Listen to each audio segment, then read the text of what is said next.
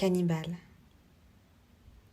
Dans les archives du MoMA à New York, j'ai vu une performance de Santiago Sierra, où un homme paye 4 prostituées le prix d'une dose d'héroïne, en échange de leur tatouer, dans le dos, une ligne. Et j'ai pensé, qui a le pouvoir d'écrire la peau des autres?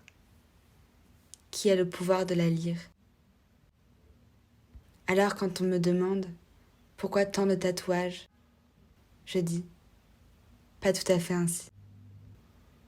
Après avoir été regardée et racontée pendant des milliers d'années par d'autres que moi, après avoir été lue et fantasmée, après que cette peau de femme fut cachée et couverte de coups et de trop peu de caresses réciproques, et parlée en silence et mangée par-dessus, et puisque je porte cette peau de femme que je n'ai pas choisie, et que je la déteste, et que je l'aime, je préfère écrire mes propres histoires sur mon livre de peau.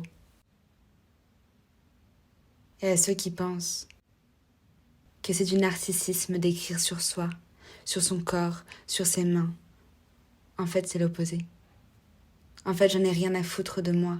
C'est pour ça que je m'utilise comme support. En fait, si j'écris sur ma peau, c'est que je n'ai que ça. C'est que la rareté du matériel accessible aux femmes a été telle que nous sommes devenus cannibales. Car si j'écris sur ma peau, c'est parce que je n'ai que ça, qui ne soit pas quelqu'un d'autre. Et si je la déteste, cette peau, c'est qu'elle implique d'être vue.